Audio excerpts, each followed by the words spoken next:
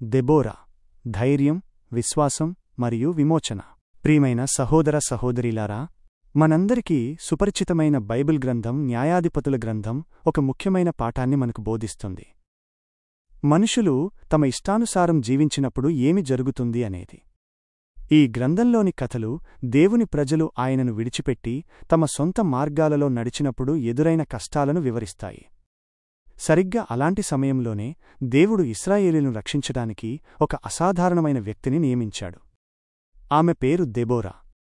Deborah కథ కేవలం గతానికి సంబంధించినది కాదు. అది ఈనాటికి మనకు శక్తివంతమైన సందేశాన్ని ఇస్తుంది. ఆమె కేవలం ఒక న్యాయాధిపతి మాత్రమే కాదు, ఆమె ఒక ప్రవక్త, ఒక నాయకురాలు, ఒక తల్లి మరియు ఒక కవయిత్రి కూడా. ఒక స్త్రీ ఇంతటి పాత్రలను ఇంత సమర్థవంతంగా ఎలా పోషించగలిగింది? ఆమె శక్తి ఎక్కడి నుండి వచ్చింది? ఈ ప్రశ్నలకు జవాబు ఆమె జీవితంలోనే ఉంది. దెబోరా కాలం నాటి ఇశ్రాయేలీల దుస్థితి. ఇశ్రాయేలీల దుస్థితికి కారణమేమిటి? మీరన్నట్లుగా దానికి రెండు ప్రధాన కారణాలు ఉన్నాయి. 1. వారు దేవుని కట్టడలను విడిచిపెట్టారు. 2. ప్రతి ఒక్కరూ తమ తమ ఇష్టానుసారం ప్రవర్తించారు. ఈ రెండు కారణాలు ఈనాటి సమాజంలో కూడా స్పష్టంగా కనిపిస్తాయి. ప్రజలు దేవుని నుండి దూరమై తమకు నచ్చినట్లు జీవించాలని కోరుకుంటారు. బైబిల్లోని న్యాయాధిపతులు అధ్యాయం 17 వచనం 6 మరియు అధ్యాయం 21 వచనం 25లో చెప్పినట్లుగా, ఆ దినములలో ఇశ్రాయేలీయులకు రాజు లేడు, ప్రతివాడును తన ఇష్టానుసారముగా ప్రవర్తించెను. ఈ పరిస్థితి సమాజంలో అరాచకానికి, అశాంతికి దారితీస్తుంది. మన జీవితంలో కూడా దేవుని మాటను పెడచెవిన పెట్టినప్పుడు మనకు శాంతి ఉండదు. అప్పుడే మనం యాబీను రాజులాంటి కష్టాలకు, బాధలకు బానిసలమవుతాం. ఇక్కడ ఒక ముఖ్యమైన హెబ్రీ పదాన్ని చూద్దాం. హసార్.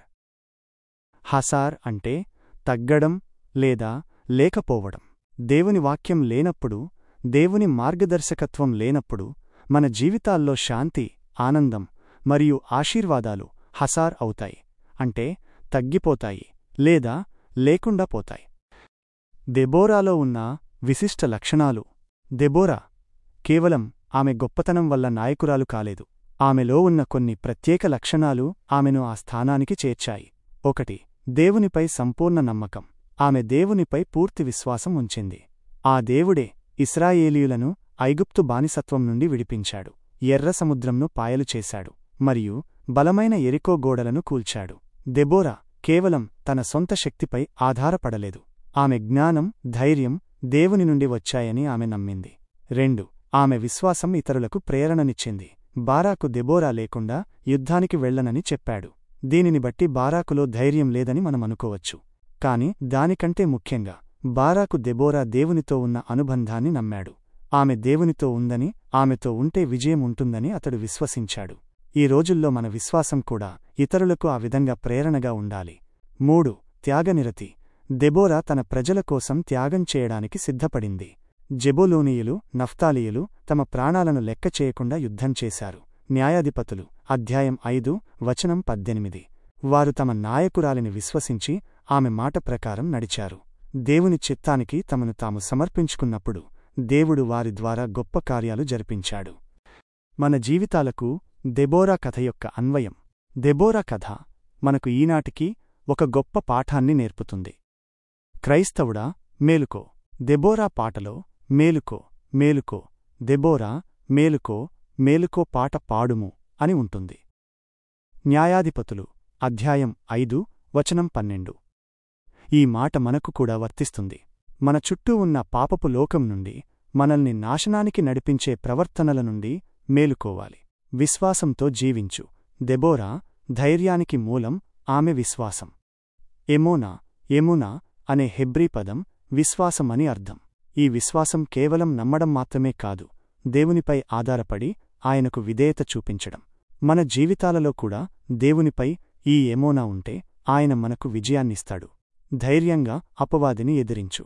ఈనాటి కనానురాజులాంటి శక్తులు మన జీవితాల్లో మనల్ని బానిసలుగా చేయాలని చూస్తాయి. కాని దెబోరాలాంటి ధైర్యంతో, దేవుని వాక్యంతో నిండిన హృదయంతో మనం ఆ శక్తులను ఎదిరించాలి. దెబోరా జీవితం మనకొక అద్దం లాంటిది.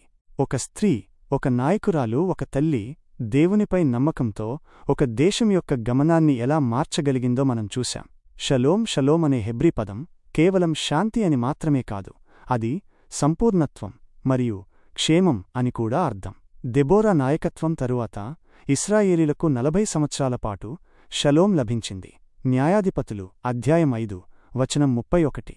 మన జీవితాల్లో కూడా దేవునికి మనల్ని మనం సంపూర్ణంగా సమర్పించుకున్నప్పుడు దెబోరా లాంటి గొప్ప నాయకులు, తల్లులు, వ్యక్తుల ద్వారా దేవుడు తన కార్యాలను కొనసాగిస్తాడు.